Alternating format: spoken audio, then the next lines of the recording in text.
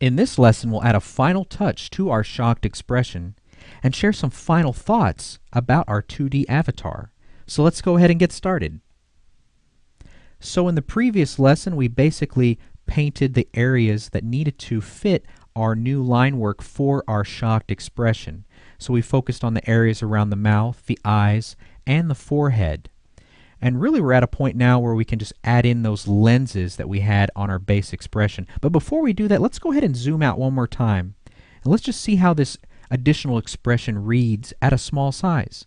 And we can clearly see that it reads very well. We don't have any areas that come out as muddy or confusing. It just reads very well as a shocked, surprised expression. So now let's go ahead and just add those lenses into his glasses that we had down on our base expression group. So I'm just expanding that group. Now I'm not going to do a merge copy of these two just because I would lose my blend mode that I have set for each one of these, plus the opacity as well.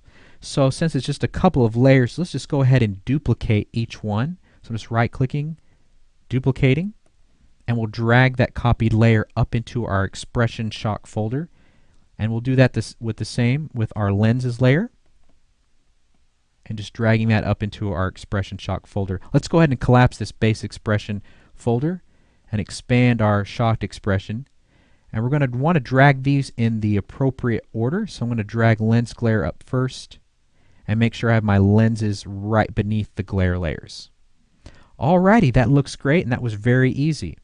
We didn't have to redo the lenses and worry about any kind of differentials or any kind of visual changes when cycling between our two expressions. Let's go ahead and collapse this folder, and now let's go ahead and uncheck the visibility of our expression shock layer. Let's just turn our visibility on and off and just see how these two expressions cycle in between each other. And I think that looks great.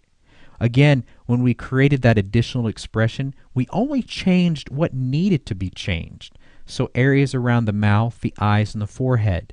That way when we, again, cycle between these expressions, we don't have any major showstoppers. We don't see elements changing that don't need to be changed, such as the hair, the shirt, the tie, the pen, and the pencil. If we saw those things making any kind of changes, they may come off as distracting.